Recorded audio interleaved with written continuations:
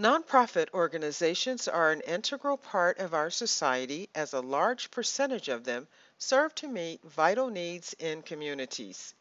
There are common problems that tend to plague nonprofits and threaten their sustainability, which in turn threatens those they serve. The Academy for Grassroots Organizations is a nonprofit agency that helps nonprofits achieve sustainability through various resources that they offer. My guest today is Vici Nagel from Academy of Grassroots Organizations. Can you give us an overview of the services that Academy Go provides to nonprofits? I will, and then maybe give you a little bit of what each one does. Okay. Yeah. A key thing we do is provide training for nonprofits. And then we also are very involved in helping nonprofits collaborate, and much of that starts with just networking and connecting nonprofits with each other. We also help people find resources. So we've got some resources. We have our own resources that direct people to where they can find funding. So training. We have a couple of signature programs. We do a variety of training. We partner with a lot of other organizations that provide nonprofit training, say in the Riverside area, or they provide it in Los Angeles, like the Center for Nonprofit Management. Well, we partner with them to bring their workshops to the region. Mm-hmm. But for us, we have a couple of signature programs which are long-term curricula. So probably our best-known one is called the Fundraising Academy for Grassroots Organizations. And that is a 16-workshop curriculum that we hold over about 5 months, every other week. And it takes people, although we call it the Fundraising Academy, it's not just learning how to physically, say, write a proposal or hold an event. Mm-hmm. It really helps an organization go to position their organization to raise money. So we start with strategic planning, because before you can really be out, you've been asking individuals or the government or foundations for money. As I said earlier, you have to be doing something that's worthwhile in the community. So people want to know you have a plan. People want to know that you can demonstrate what the problem is.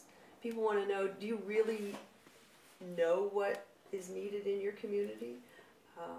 Is what you're talking about really needed in your community? Or are there 50 other organizations doing exactly the same thing? So you have to have a plan that outlines what it is you're trying to accomplish and why you're trying to provide these services. So our Fundraising Academy starts from the basics of planning, of how to write a logic model that demonstrates here's the need, here's what we're going to do, and here's what we believe the outcomes are going to be about. And of course we do have classes on grant writing. We have a whole half-day course on how to find funding, how to find grant opportunities.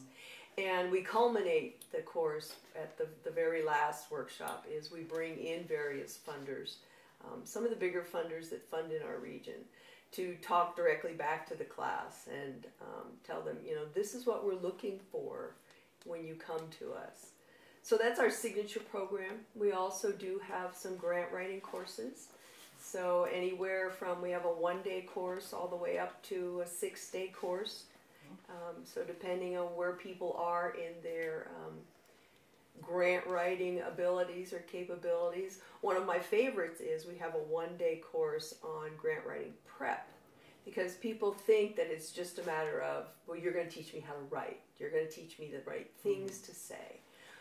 Really, in grant and proposal writing, much of the work happens way before you sit down to write. Do you have your plan?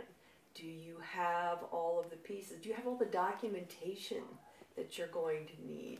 Do you have a budget? Do you have financial statements that you can upload? So we have a whole day talking about those kinds of things and what it takes to write proposals. And then we do a lot of work about board development, boards of directors. I think a thing that people might not understand about a nonprofit is that it's a business. Like we were saying earlier, it's a business, and you're required to have a board of directors because it is a business. And particularly because you're a nonprofit, that board of directors needs to be representative of your community. So it needs to look like your community, both physically. I mean, are you working in a particularly ethnic community? So you want your board to reflect that community. Are you mostly dealing with women? So you might want a board that's mostly women. And your board of directors, I think what people don't understand is basically your board of directors doesn't own your organization, but they are the bottom line. They are the go-to. The buck stops with your board of directors. And sometimes I think nonprofit CEOs and professionals think of a board of directors as sort of a necessary evil. Oh, we have to have a board of directors. Because your board of directors is responsible for the organization, we really spend a lot of time trying to make sure that they understand their role, because often they don't.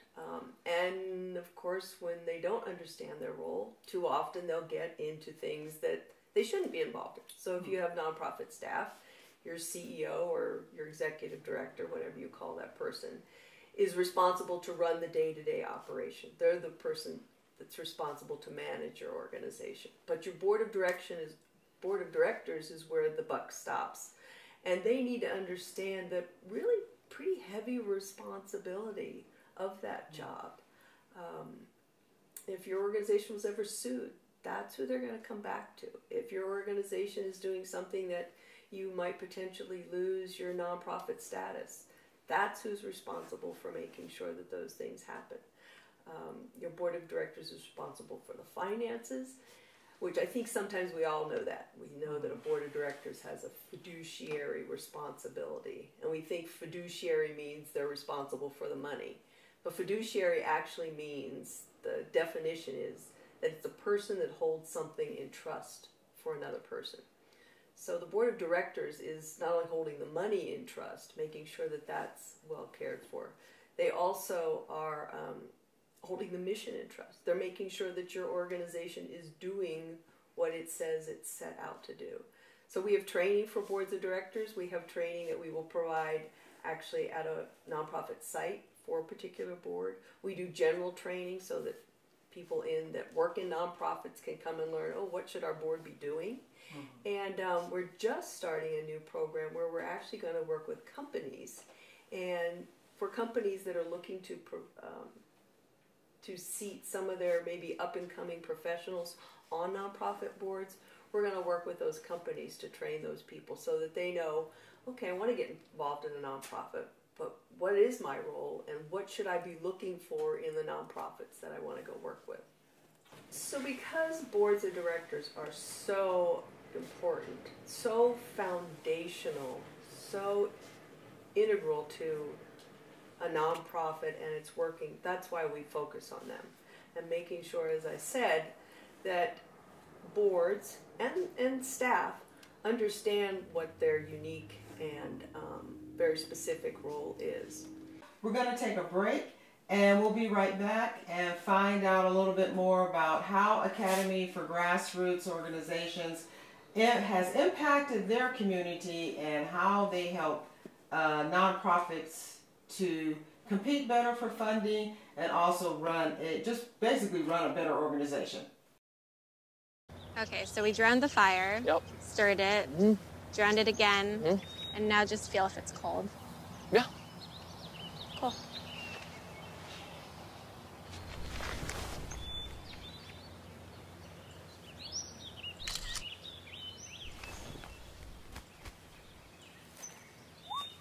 Smokey just gave me a bear hug.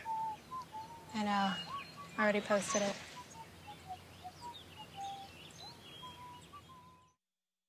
Here today, talking to Vici Nagel, CEO of Academy for Grassroots Organizations. From what I understand, too, is that funders, those who are, giving money, they want to see you collaborating with other organizations. That's with some of them. That's a requirement, isn't it, to be be collaborating with someone? Absolutely, and more for particularly for foundations. They want to know that you're collaborating. And you hear that all the time. Oh, you need to collaborate. Well, why? One reason is the programs. Today's problems are, if you find a family that's got needs, they don't have one need. They have all multiple issues. Maybe somebody needs out of work. Maybe they need food. Maybe they need clothing. Maybe they need training. Maybe they need some sort of health care, or there's a substance abuse issue. Rather than having or recommending that a nonprofit, one, would try to provide all of those services, we really recommend that people work together, because we know that if you bring in an expert that does this kind of a program and this kind of a program, and everybody works together, then the solution that you're providing to a family or even an individual is just going to be that much better. It's going to be a more holistic approach. I mean, studies even show that collaborative efforts tend to be longer lasting results, and the results tend to be better. So we want what people are providing, the services, the help they're providing, we want it to be the best it can be. The other reason you collaborate is just frankly about the funding. There is just not the amount of funding to fund every individual thing that people want to do. So we need to conserve our resources. We need to leverage what you have and what I have. We maybe all don't need our own copy machine. We all don't maybe need our own building. Are there ways that we can share resources? So collaboration is so important. That tells them, okay, the chances are the programs that they're providing are better and more effective, and that they are using resources more effectively. Because a funder doesn't necessarily want to fund 5 CEOs. They want to fund program. They want to fund, so they want to know that you're leveraging and sharing resources. So how do we help people collaborate? Probably one of the key ways is we have something called our resource network, and our resource network has monthly meetings. So nonprofits from all over the region, nonprofits, government people even from businesses, come together to hear about nonprofit subjects. Some people call us akin to the Charity Chamber of Commerce, because if you come to one of our meetings, you'll see it's very much like a Chamber of Commerce meeting. We have a speaker, we have time for people to talk to each other, we have time for people to make announcements.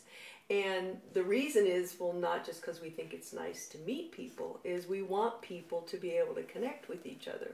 We want this organization to learn what that one is doing, and every single solitary meeting we have, we find somebody that says, oh, I didn't know your organization does that. We have clients that need to do that. We were thinking of starting that program. Well, we don't need to start that program. We're just going to work with you. And another thing in those meetings that we've recently started is what we call the resource exchange. So we have a whole section of the wall, and we post, or people that come to the meeting can post 2 things. Here's things that I need, and they'll post them up there on sticky notes. And then there's another section of the wall that says, here's something I have that maybe I'm either selling for really inexpensive or that I have to give away.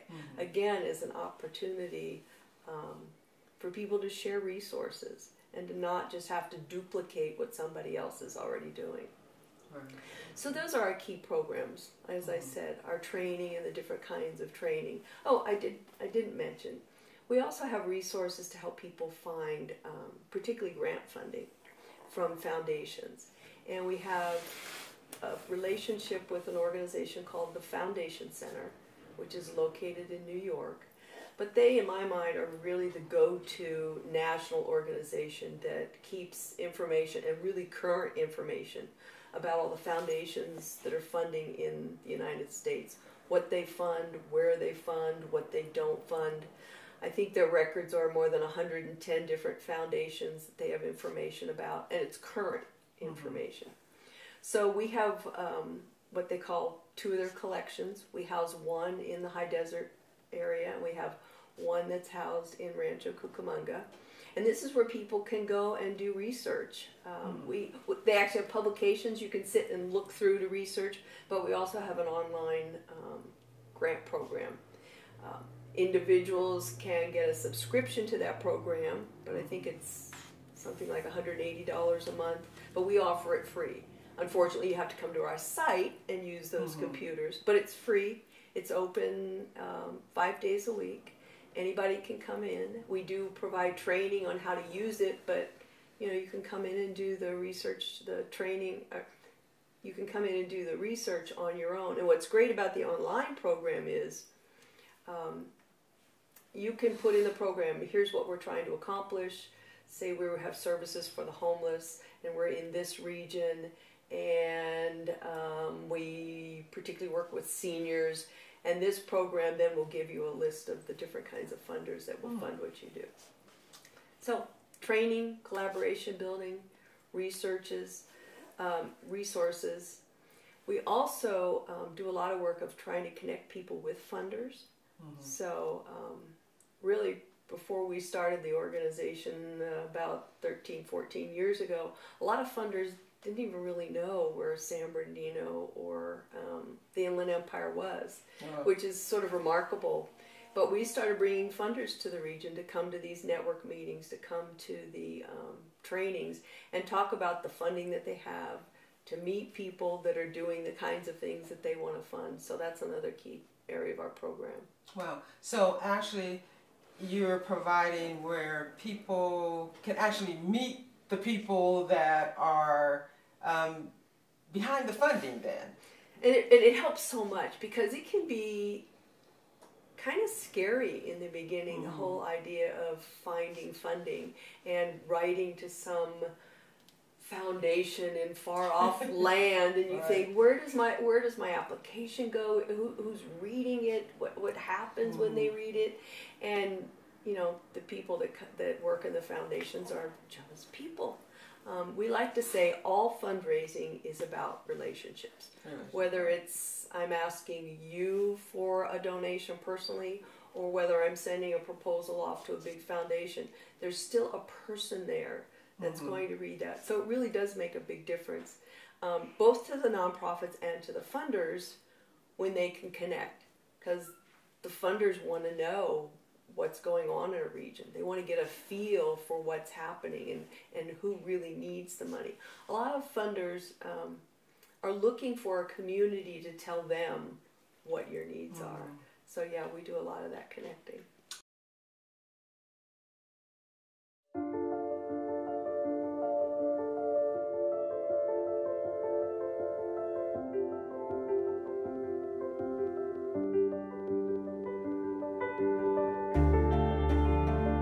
Body language. Without saying a word, it can tell you so much.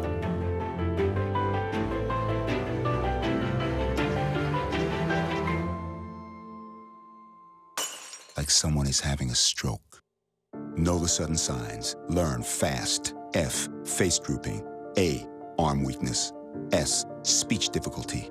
T, time. Time to call 911 immediately. The sooner they get to the hospital, the sooner they'll get treatment. And that can make a remarkable difference in their recovery. Learn the body language, the sudden signs, and spot a stroke fast. All right, so you have been involved with building up the nonprofits in your area for 13 years now. So what changes have you seen from the time you started with this up to today? So many. Of course, I would love to be able to say, oh, in 13 years, we are now a region that's receiving all of the funding that we need. But as I said earlier, I mean, that's not the case. I think a lot of the change has been in individual organizations that we've worked with. We do surveys of people, for example, that have taken our fundraising academy. We're just completing one right now. And we know that through the fundraising academy, it has a multiplier effect. And currently it's about a 9-to-1. So what we mean by that is we invest somewhere in the neighborhood of $100,000 every year into that curriculum and putting that course on. But we know that it generates back from the people that have taken what they've learned and implemented and then report back to us that they've raised money. It generates 9 times what we've invested in putting the course on. So that's one of the things I'm really proud of. And that's only the money we know. Because, you know, like any survey, not everybody that you ask to fill the survey out actually does the survey. So we know that at a minimum, those courses have a 9-to-1 multiplier effect. And that's dollars and numbers, but what does that mean? That means that they've been able to, so for example, some of the people have been able to increase dental services for kids and for seniors. We know that it's increased. They've used some of the new money that they've found for domestic violence programs or programs for homeless youth. A lot of the programs, and we definitely focus on working with organizations that are providing human basic needs services, so that, you know, we're helping them gain the resources they need to serve our low-income population. So that's a big result. Is we've had about, I want to say, a little over maybe 105, 110 graduates of that course over a 7-year period. And so I always like to think, you know, there's 100 and some people that are out there raising more money and being able to provide new services. The other change has been just the recognition of the region. You know, funders know where the Inland Empire is now. We have a funders alliance in the region now that people that they aren't just funders in the Inland Empire, but that fund the Inland Empire. And I think that's grown out of our work to bring attention to the region. So often, and we still probably are not getting the percentage of funding that other regions are getting. We're still not getting, but at least the funders are coming here now, and they understand the region and that they're committed to putting more dollars here. So I think, to me, that's a great result, and people are working together. You know, we have people all the time that tell us on our network meeting evaluations that, oh, I met so-and-so, or so-and-so had 25 chairs to give away. We had just recently matched one organization that had a huge amount of toys with another organization that's giving away toys for the holidays. So I think there's so much more collaboration in the last decade or so since we've been in operation. It's really heartening to see just any one organization that's doing better and doing more. You know, and we received a letter a little while ago from one of our organizations that the writer said at the end of it, and I'll probably have to paraphrase, but he said, you know, they are helping thousands of people that they will never meet. So that's what excites me, you know, that the trickle-down effect of the training that we provide that helps people raise money, that helps them do good work, is out there making a difference in our region. Wow. Yes, and I just want to bring in one other point, so people can just really kind of understand what goes into getting funded and everything. You may have mentioned this before, but it's basically on a competitive, it's competitive. You know, there's not this unlimited unlimited pile of funds out there. When foundations and even the government, when they are dispersing funds, they have a budget that they're working in. And so when you can, prove your when you can catch their eye and prove that your organization is, hey, this is some place that's really doing something. We really want to help give them the funds here, but it is on a competitive basis. So you have helped the people become more competitive through all the training and everything that you provide and the resources and things that you do. Absolutely, and that's one of the key goals of the Fundraising Academy is to help people be more competitive, or give them that competitive advantage. And first, just to understand, like exactly what you said, that you are competing, and you're competing against other nonprofits in your community. You're competing now because we're a global world. We're a global market as far as commerce, and we're a global market as far as funding.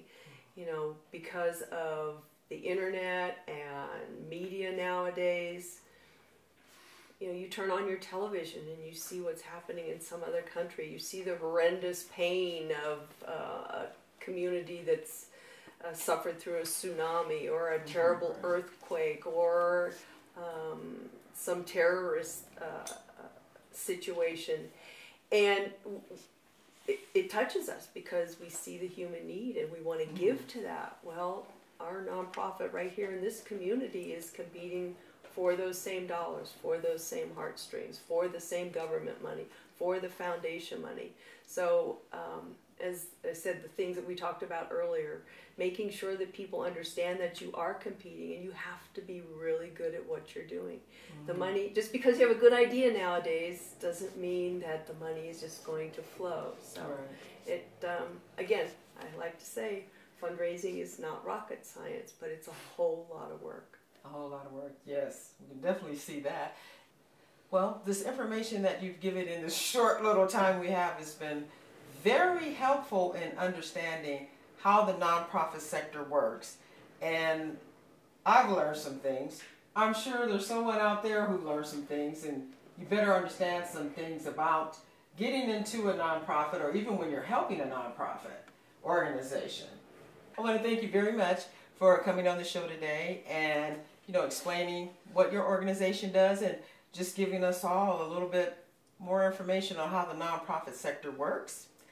And you can find out more information about Academy for Grassroots Organizations on our website, which is listed at the bottom there. And you can even find out how to get in contact with them if you have a nonprofit that you want to be associated with the work that they do. So thank you for joining us today.